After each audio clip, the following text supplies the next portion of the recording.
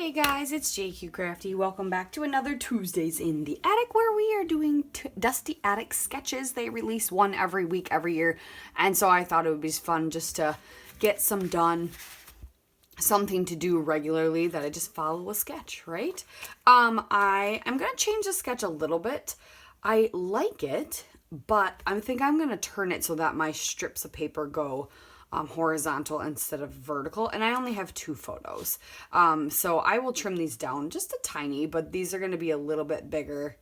Maybe I won't flip it. I think maybe I'll just leave it. I'll trim these down a little bit though, and yeah, we will make a little photo collage with just 2. And yeah, maybe we'll just keep it vertical. That'd be easier. And I'm just going to keep on using my How to Kill a Kit with Style, because another kit that I have so much of, and I have some good size 12 by 12s yet. So yeah, we need to use these up. I might even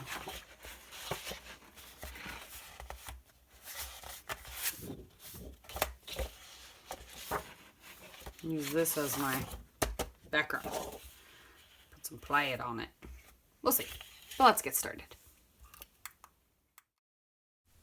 So as you heard me get all wishy-washy, I actually don't end up changing anything about this sketch, except for the fact that I'm going to have only 2 photos instead of 3. And obviously the proportions are just going to be a little different, but other than that, yeah, nothing really gets changed in the sketch. So I went ahead and gutted that plaid paper. I really liked that as a border, and we're going to do the rainbows all as the whole background. I could have gutted that again, but I decided not to. I've used this paper twice now because I had it in this kit and I had it in last month's kit. And so I've used it twice. I think I've gotten my fill of it. It's a great paper, but I don't need to hoard. I need to be better about putting things, using things up. So not going to hoard the rainbow paper. I'm going to trim my photos down just a little bit so they're not taking up so much space. I want that center photo mat to be relatively the same size. And with 4x6 photos, you're going to take up a little bit more room because they're just, yeah, I don't know. It looked bigger. Yeah, even though technically I don't think it would have been.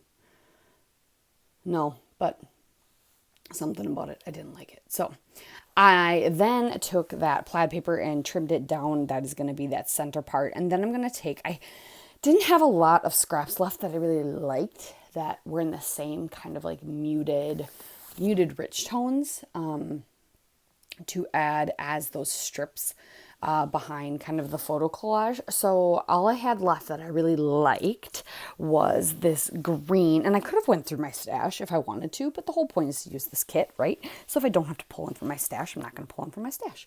There's a little leftover of this green paper, so I'm going to use that. And I'm not going to put another strip of paper or a piece of paper behind the photo collage like they have kind of in the center of those 2. So I'm making my 2 strips a little bit thicker. They go behind the photo on top of that main kind of main center piece of paper. So yeah, that is what we're doing. And I like that. It works in my book. It works the way I wanted it to, so I'm okay with that. So here I'm gluing those down. And see, normally in the sketch, those 2 would be a lot thinner, and then there's going to be another one between them. I'm just not putting that one between them.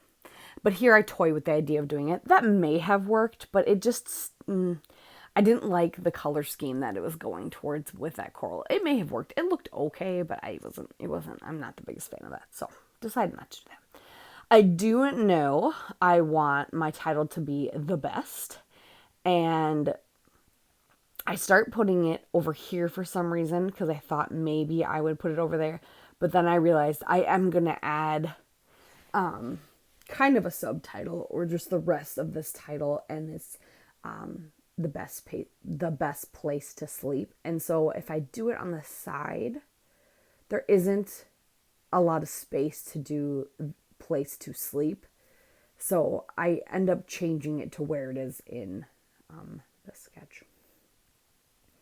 And then I'm just going to go through the chipboard and the ephemera from Carefree. And yeah, the chipboard from this Vicki Boutin, the chipboard, and the stickers from the Pink Fresh that are all in my kit after I get this all fixed. And I'm just going to start layering up some labels and some little tags and put them in clusters. So I will create a little cluster on top of the collage or the two photos up in the right, like it is in the sketch. I will place a little cluster actually down in the right hand corner of the photos, not in the sketch. And then I will create something there on the very left side of the photos. I really liked this tag I tried to use last week on something else, and so I'm going to use it on this one because it just makes me happy.